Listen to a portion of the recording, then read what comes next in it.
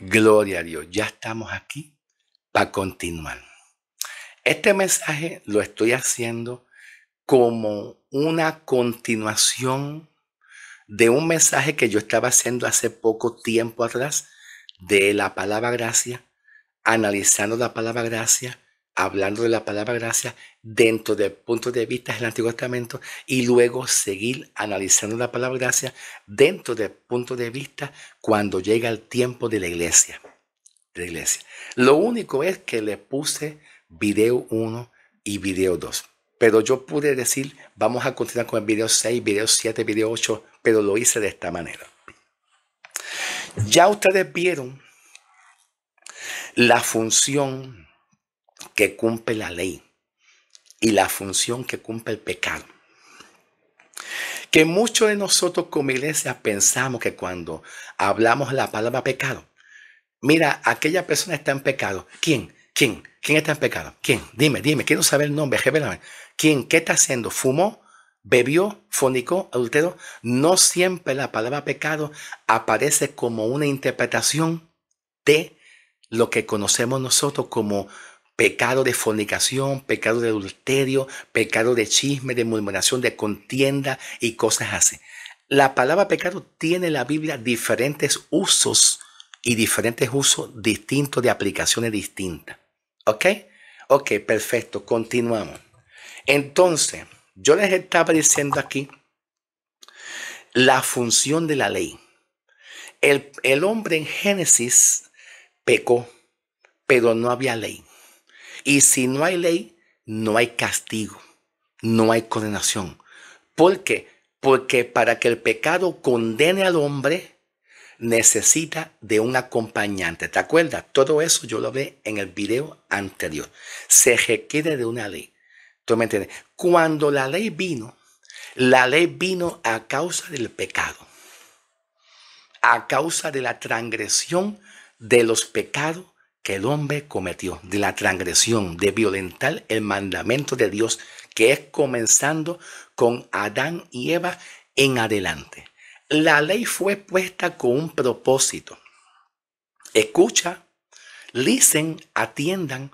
La ley fue puesta con un propósito. Número 1, para tomar control del hombre.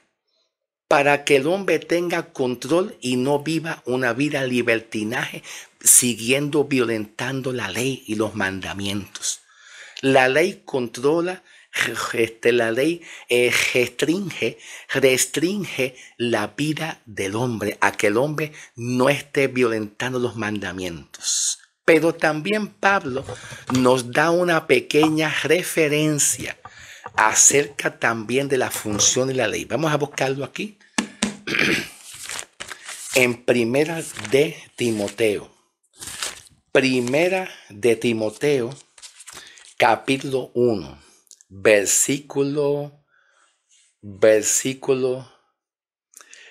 8 y 9. Dice Pablo, Primera de Timoteo, capítulo 1, versículo 8 y 9. Pero sabemos que la ley es buena si uno la usa conforme a la ley. Bueno, ¿por qué Pablo dice que la ley es buena? Y luego dice si uno la usa conforme a la ley. Bueno, la ley es buena porque la ley nos ayuda a nosotros a vivir una vida de santidad y a no salirnos de los parámetros de Dios, de las reglas y de los reglamentos de Dios. Siempre en toda oficina, en toda institución de gobierno, la policía, en la calle, en los semáforos, en donde quiera se necesita una ley para que la ley ponga orden y que los hombres no hagan lo que le dé la gana. Por eso es importante de una ley. Si no hay una ley, el hombre no tiene conocimiento de su delito y puede hacer lo que da la gana. Entonces la idea de Pablo es que la ley sí es buena. En ese sentido y en ese punto de vista. Porque la ley pone parámetros, restricciones de hacer esto y de no hacer esto. Esto está prohibido, no lo hagas. No te comas la luz roja. Si te comes la luz roja en el semáforo, tienes un accidente y tienes una multa. ¿Ve? Hay unos resultados. Por eso Pablo dice que la ley, si se usa conforme a la ley, es buena. Porque la ley dice, tú violaste el mandamiento. Punto, se acabó. Ok, ahora vamos a seguir caminando aquí. Dice Pablo en el versículo 9, sabiendo que la ley no fue dada al justo, sino a los impíos, a los pecadores, a los rebeldes, a los perversos, a los impuros, y por ahí sigue haciendo una descripción. La ley, cuando Dios dio la ley a los hombres, comenzando desde Adán y Eva en adelante, la dio con un propósito, porque Dios vio a los hombres de este mundo que eran malos, eran perversos, eran malos y perversos. Entonces, cuando tú estás sujeto, cuando Dios no ha llegado a ti, cuando Cristo no ha llegado a tu vida, no te ha santificado, no te ha perdonado, no te ha justificado. Si el evangelio de Cristo no llega a tu corazón y no te salva, no te justifica, si tú estás fuera, si usted está fuera de Cristo y del evangelio y no ha sido perdonada, la ley a ti te va a seguir viendo un pecador. Como quiera. Por más buenas acciones que tú hagas y te portes bien, tú eres un pecador delante de Dios si tú estás sin Cristo. Pero la ley de Cristo, que Pablo menciona en Gálatas 6, versículo 2, la ley de Cristo, y también la ley del Espíritu de vida en Cristo Jesús, que Pablo lo menciona en Romanos 8, versículo 2. Esa ley del Espíritu de vida en Cristo Jesús es una ley para nosotros, que nos dice a nosotros y nos informa a nosotros. Romanos 8, 1 y 2, especialmente el versículo 2, la ley del Espíritu de vida nos informa a nosotros que nosotros no estamos bajo la ley del pecado y de la muerte, que tú no estás bajo la condenación, que tú no eres un pecador, porque la ley del Espíritu de vida te libra del pecado y de la muerte, te saca de eso y te identifica como justo y santo delante de Dios. Pero es la ley del Espíritu de vida. ¿Ve la diferencia? Perfecto, continuamos. En el nombre del Señor Jesucristo. Bien, entonces, cuando aquí Pablo habla la palabra pecado, aparece como un sustantivo nominal, como yo se lo estaba diciendo en el video anterior. Y el nominativo, yo se lo estaba diciendo, siempre señala y mira a un sujeto quien cumple una acción, que en este caso el sujeto que está cumpliendo la acción aquí es el pecado. El pecado quiere aprovecharse de la ley para que entonces la ley autorice, dé una orden de condenar. Pero si no hay una ley que acompañe el pecado, como dice el contexto, ¿ve? El alineamiento, el contexto, delante y el después, el contexto. Cuando yo le estaba diciendo que en Romanos 5, 13, dice Pablo, Romanos 5, 13, que en el pecado entró al mundo cuando el hombre y la mujer pecaron, pero no había ley. Y si no hay ley, no hay condenación. Por eso es que Pablo dice, ya no estamos bajo la ley. No es que la ley sea mala, es buena, tiene un objetivo, de que el objetivo de la ley es que el hombre camine en rectitud, en la santidad.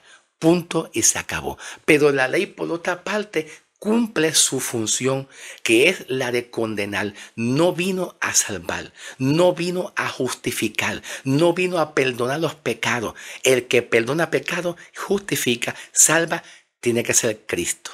Cuando llegue Cristo. Si tú estás en Cristo, como dice Pablo, no hay condenación para los que están en Cristo. Olvídense de lo que digan profecías por ahí. Me revela, no. Olvídase de las visiones, de los sueños, de las revelaciones, del misticismo, de muchas revelaciones extrañas, que yo te veo en el infierno, que no, olvídate. No hay condenación para los que están en Cristo Jesús, porque ya Cristo nos sacó de la ley del poder del pecado. Ahora tú estás bajo la ley de Cristo y la ley del Espíritu de vida, que te identifica como salvo y justo. ¿Cuántos alaban a Dios? ¿Ok? Sigo, continúo. Bien, gloria al nombre del Señor. Gracias, Espíritu Santo. Bien, entonces, aquí en Romanos 5, 20 y 21, donde estamos en el versículo 20, les estaba diciendo yo en el video anterior, yo les estaba diciendo que la palabra pecado se repite dos veces. Entonces, cuando dice aquí Pablo, pero la ley se introdujo para que el pecado abundase. Aquí el pecado abundase, lo vemos que en el griego es la palabra pleonazo. Y pleonazo, conjuntamente que la ley vino para que el pecado abundase, significa que la ley vino para que el pecado tuviera más poder, más influencia, más dominio sobre el hombre. El pecado, ¿ve? La ley, vamos a buscar un ejemplo. Escucha bien, vamos a buscar un ejemplo que vayan entendiendo. Vayan buscando sus Biblias. Yo tengo la Biblia Nueva Traducción Viviente aquí. Usted tiene la suya. Buscamos aquí en Primera de Corintios. Primera de Corintios, capítulo 15. Vamos a buscar Primera de Corintios, capítulo 15, versículo 56. 56, versículo 56. Dice así: pues el pecado es el aguijón que termina en la muerte, y la ley le da al pecado su poder. ¿Viste? La ley le da y le otorga al pecado su poder. Es como si el pecado estuviera aquí, y necesitara de la ley. Yo necesito de ti, ley. Mira, ley. Yuhu. No me sale la voz. Estoy malo en la garganta. Estoy bien enfermito, hermano. No estoy bien del pecho, te estoy tosiendo.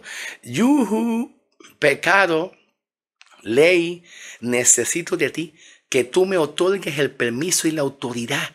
Mira, esta persona es un pecador y cometió fornicación. ¿Qué tú piensas? Entonces la ley dice: ¿cómo va a ser? ¿Cómo va a ser? Condénalo. Tiene que ser condenado. Violentó el mandamiento. Y la ley cumple su función. La ley es buena, santa, pero no perdona, ni justifica, ni salva, ni perdona. Eso lo hace Cristo Jesús. ¿Entienden la idea? ¿Vas a entender la idea? Que la ley le otorga el poder al pecado. Pero nosotros no estamos bajo esa ley del pecado.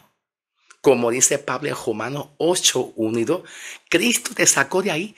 Cuando Pablo dice que no estamos bajo esa ley, estamos bajo la ley de Cristo. Si tú estuvieras bajo esa ley, todos los días estuvieras tú condenado.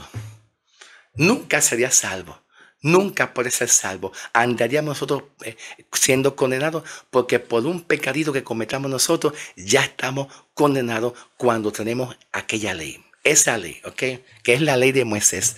Se está refiriendo a la ley de Moisés también. Gloria a Dios. Perfecto, continuamos. Cuando Pablo dice, pero la ley se introdujo para que el pecado abundase, aquí la palabra pleonazo en el griego, que es la palabra bundo, pleonazo, ¿verdad? Que viene siendo paráptoma. Y paráptoma tiene que ver con que la ley abundó haciéndose. La ley provocó que el pecado se hiciera fuerte, y yo lo comparo metafóricamente. Como, ¿te acuerdas de la película King Kong? La película de King Kong, el mono gigante que hace así. King Kong hace así, se cree que es fuerte, fuerte. Yo soy King Kong, tengo fuerza. Entonces lo que Pablo está diciendo, que la ley entró al lado acompañando al pecado y el pecado toma fuerza, toma dominio hacia el hombre. Toma fuerza y dominio y se enseñorea del hombre, haciendo que el hombre siga bajo la esclavitud de los pecados, del pecado de transgresión. Ese es el contexto, esa es la interpretación. El pecado se hizo fuerte, dominante, más agresivo hacia el hombre, tratando de que el hombre sea un esclavo del pecado. El pecado se hizo fuerte y logró hacer que el hombre le sea como un esclavo del pecado. Y el hombre vino a ser esclavo y dominar y tener dominio del hombre. El pecado tenía dominio del hombre. Y el hombre vino a ser un esclavo del mismo pecado. Tomó fuerza. Vamos a verlo cómo lo interpreta en esta traducción. Romanos 5:20. Romanos 5:20. La nueva traducción viviente. Dice así. La ley de Dios fue... Ok, Romanos 5:20. Sí, perfecto. La ley de Dios fue entregada para que toda la gente se diera de cuenta de la magnitud de su pecado. ¿Ok? Aquí en esta Biblia interpreta que la ley fue entregada, la ley cumple un propósito y la ley te va a revelar a ti cuán pecador y delincuente tú eres. Eso es lo que hace la ley, para que el hombre tenga conocimiento de cuán el hombre es débil, impotente. Cuando el hombre está bajo el dominio del alcoholismo, de la drogadicción, de la pornografía, del adulterio, de cualquier pecado de la carne, adulterio, fornicación, pornografía, alcoholismo, lo que sea, la ley le informa al hombre cuán grave es el pecado que tú cometiste, que te mantiene así en las calles, así, en las drogas, aquí, en las calles, así, todo virado, y tú tratas de salir de ese pecado, quieres salir, desprenderte, tú quieres ser libre del pecado de adulterio, quieres ser libre del pecado de la pornografía, pero necesitas más pornografía, necesitas más sexo, el pecado te empuja y la ley te dice a ti en tu conciencia cuán mal tú estás. Mira lo mal que tú estás. Mira lo mal que tú estás. Mira lo mal. Mira cómo está tu cuerpo, todo lleno de llagas. Mira lo mal. Esa es la función de la ley. Hacerle saber al hombre cuán difícil se le hace al hombre salir del pecado si no tiene la gracia. ¿Vas cachando la idea? ¿Vas cachando la idea? Que parece ser que la idea de Pablo es revelarle al hombre cuán difícil es el hombre salir del pecado, del vicio de la droga, del vicio de la prostitución, que el pecado lo domina, el pecado se hace más fuerte y dominante hacia el hombre y el hombre trata de salir y no puede y necesita la gracia para salir de eso. ¿Cuántos alaban a Dios? A su nombre. Bendito sea la gloria y la honra de nuestro amado Señor Jesucristo. Pues aquí Pablo lo interpreta de esta forma. La ley de Dios fue entregada para que la gente se diera de cuenta cuán grave es el pecado. Pero mira cómo Pablo dice más adelante.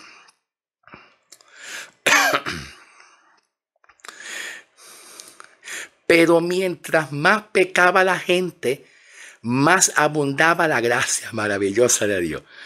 Aquí escucha, presta atención cómo Pablo escribe las cosas. Mientras más pecaba la gente, porque el pecado lo dominaba, lo controlaba más, lo seducía más al pecado. Mientras más la gente pecaba, más abundaba la gracia de Dios. ¿Qué significa eso? Y hay que tener mucho cuidado, porque mucha gente puede malinterpretarlo, especialmente los judíos del tiempo de Pablo. Los judíos del tiempo de Pablo altercaron con Pablo, interpretaron la palabra gracia que Pablo predica aquí, y los judíos le dijeron a Pablo lo siguiente: oye, Pablo, ¿qué es lo que tú me quieres decir a nosotros? Que para que haya abundante de gracia hacia el hombre tiene que seguir pecando abundantemente. Eso es lo que tú me quieres decir a mí, Pablo. Ay, Pablo, eso es una ridiculez, Pablo, que tú me digas eso a mí. Pero lo que pasa es que los judíos no entendieron el mensaje de Pablo. Los judíos malinterpretaron el mensaje de Pablo y pensaron que para que haya sobreabundante gracia al hombre, para restaurarlo, los judíos pensaban que los pecadores o la iglesia o quien sea tiene que seguir pecando abundantemente, y mientras más peque, entonces la gracia sobreabundante, grande, fuerte, poderoso, sobrecae sobre el hombre. Pero si tú lees este texto, parece ser que se interpreta y se entiende así, pero no es eso. Te lo voy a decir. ¿Están listos? ¿Están ready? Vamos a interpretarlo. Vamos a decodificar y a descifrar el versículo que Pablo está hablando, ¿ok? Bien, lo voy a leer una vez más y presten atención.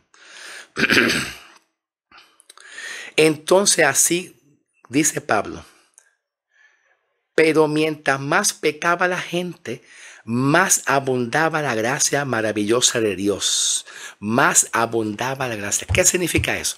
Número uno, mientras la gente seguía viviendo en la esclavitud y no podía salir del pecado, sino que seguían pecando por causa de que el pecado tomaba más fuerza y dominio sobre el hombre, mientras la gente estaban tratando de salir del pecado del sexo, salir del pecado del alcoholismo, de la murmuración. Ay, estoy tratando de salir del pecado de la pornografía, pero no puedo, porque esto como que me lleva a seguir viendo más y más, y me sigue incitando más. Ay, Dios mío, estoy tan amarrado, pero quiero salir, pero yo sigo persistiendo en el pecado. El pecado me sigue dominando, controlando a mí. Y entonces cuando Pablo dice que mientras la gente seguían en ese pecado, siendo dominado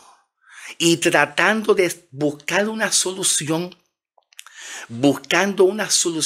pero que no pueden, entonces vino la gracia como un rescate.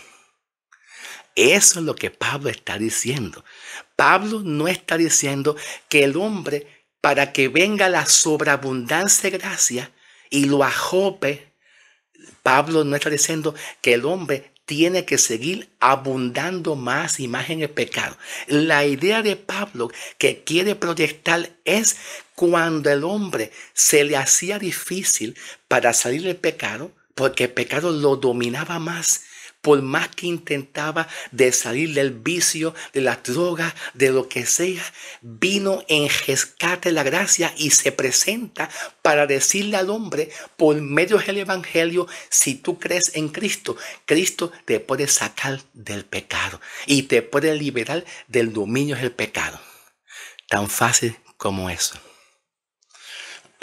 ¿Cuántos alaban a Dios? ¿Entienden? ¿Entienden? Alabado sea el nombre del Señor Jesucristo. Alabado sea el nombre del Señor Jesucristo. Entonces, cuando Pablo dice aquí, la ley se introdujo para que el pecado abundase, el pecado toma fuerza y el pecado hace que los hombres sigan cometiendo delitos de transgresión. Aquí la primera palabra pecado, la primera palabra que pecado que aparece, tiene que ver con un pecado de transgresión. Pecado de transgresión, que es un nominativo, sigue siendo un nominativo, y lo vemos aquí en el griego, que es paráptoma. Lo vemos aquí. La palabra paráptoma. Paráptoma.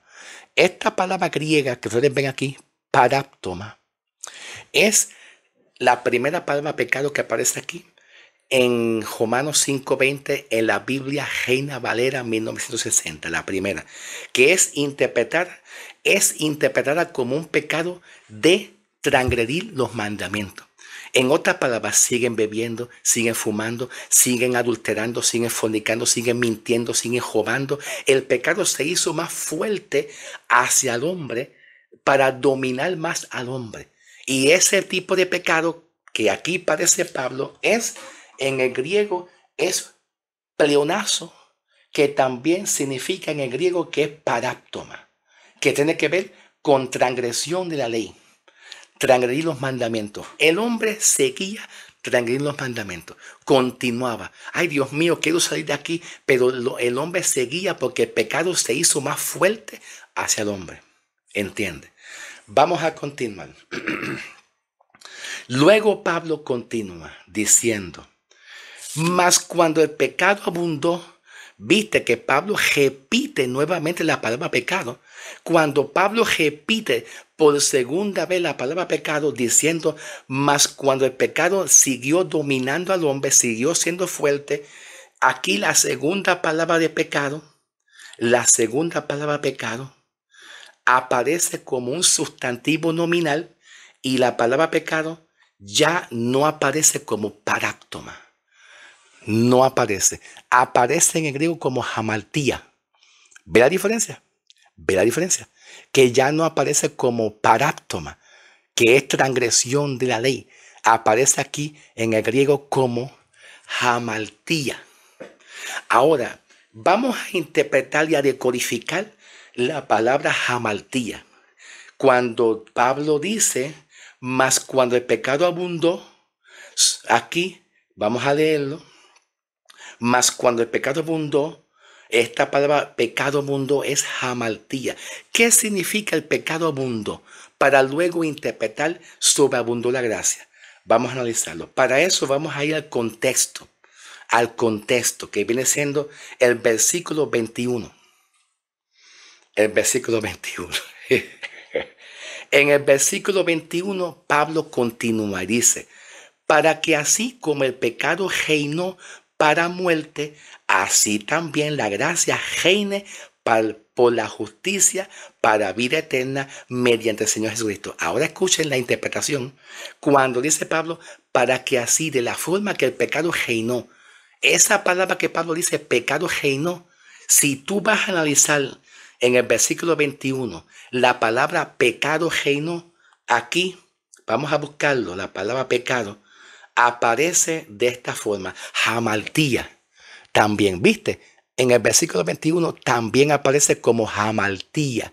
Significa que el versículo 21 va a dar respuesta al versículo 20 en cuanto el pecado abundó, para que luego diga, sobreabundó la gracia. Significa que aquí la segunda palabra pecado, ¿verdad? Hamartía, el contexto y la interpretación de pecado, hamartía, viene siendo un poder reinante. El pecado se identifica como un poder reinante que reina, acapara, controla a los hombres. El pecado se identifica como un poder reinante. Y ese poder reinante no tiene nada que ver con la palabra paráptoma, que tiene que ver con pecado de transgresión. Y pecado de transgresión tiene que ver con muchos pecados cometidos. Adulterio, fornicación, mentira, robo y mucho más.